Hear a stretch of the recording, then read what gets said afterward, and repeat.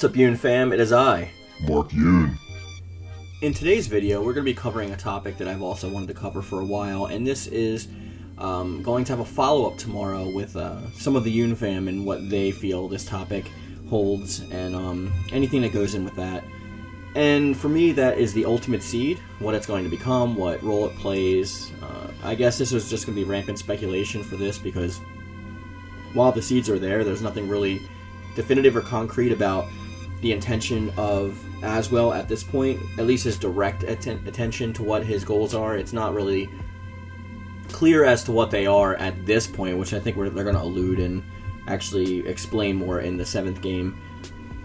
Maybe even possibly some aspects or variations of it in Season 3, but what I think that we're probably going to see with the Ultimate Seed is Azwel behind the scenes, on a quest to try and locate the evil shards from the Soul Edge that have been scattered about. The same ones that Ishka-Oct and Nightmare and the rest of the swords and the shepherds are going to be out searching for. The same very ones that Nightmare said to wait until they are fueled with energy from battle in order to be fully powered up before returning to him.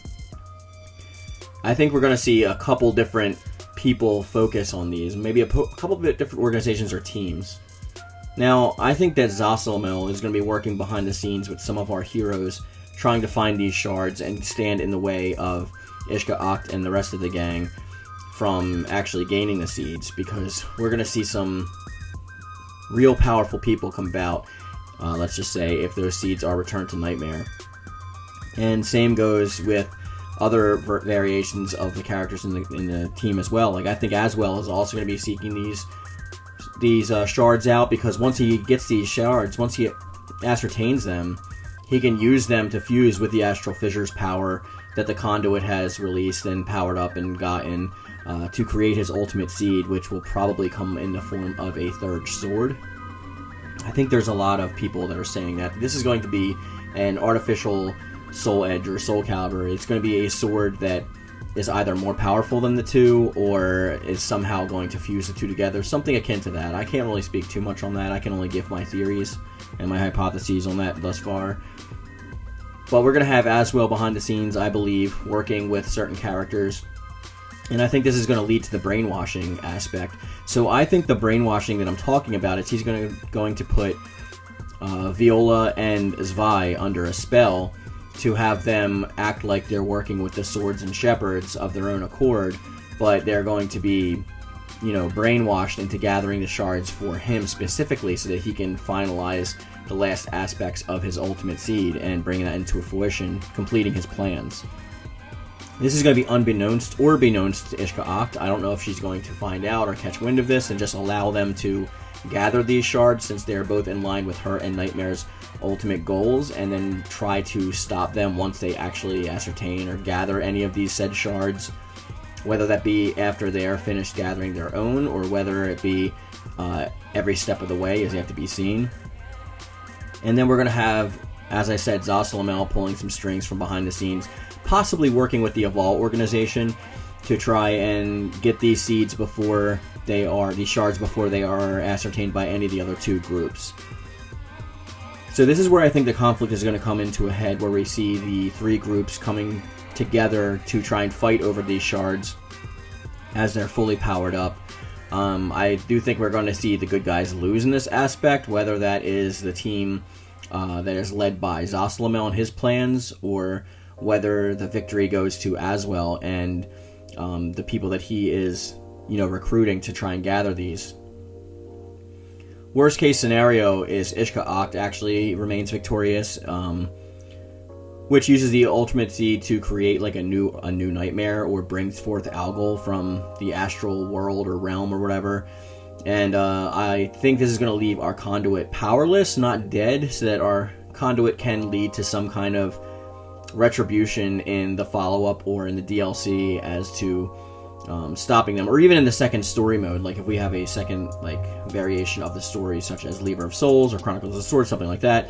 I think that the conduit will take precedent in that once again, and they will be trying to either reabsorb astral visual power to get back to, you know, a state where they can actually topple these evil forces, or trying to gather some kind of new power or new formation of members or team, maybe even utilizing some kind of maleficence, or using the maleficence to control some kind of horde of manifested creatures.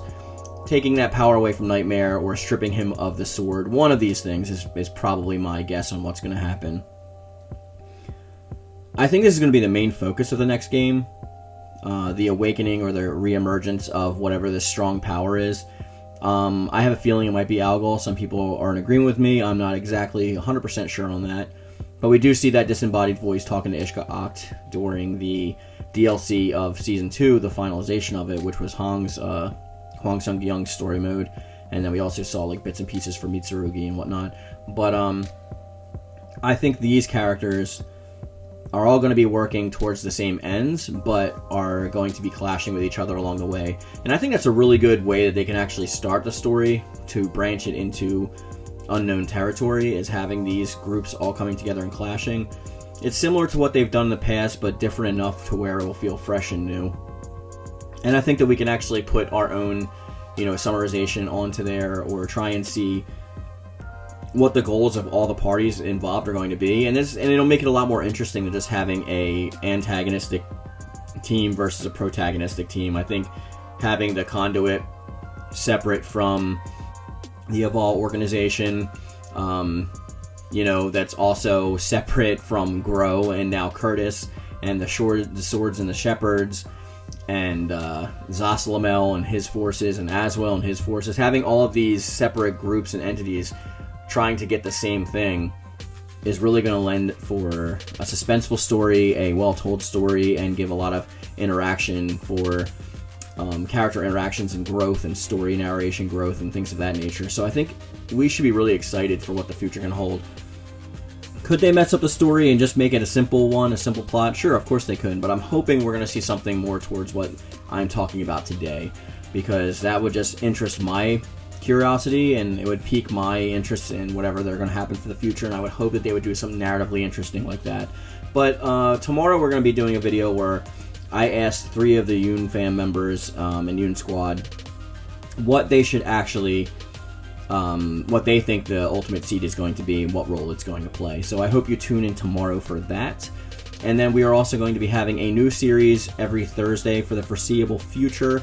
This was by request from some of you, especially the debate was sparked by one of my Yoon-Fam himself, and it was Sofian Lamar, and he was saying that he really gets into the lore of this game, but he doesn't feel like reading static images, and it would be much better if they didn't have visualization, if they were actually read out to them. So it's been requested for me from a couple of the Yoon-Fam to start reading things from the museum. And Matt said that, or SolarFlare95 is going to be providing me with everything from the museum because he has everything unlocked. And I will be reading portions of that, by which portion it comes from first in the library, every Thursday. And that'll last till as long as the stuff in the museum lasts. And then Friday, you know, will either be our live streams, our gameplay streams, or the community videos like we usually do. So I hope that you guys found this video entertaining or enjoyable. If you did, any kind of support on the channel would be greatly appreciated. Please check out any information in the description box down below, as well as the Discord where we can keep this conversation going and talk more to each other more in depth. And with that being said, we're going to bring this video to a close. As always, I want to say thank you. And thank you.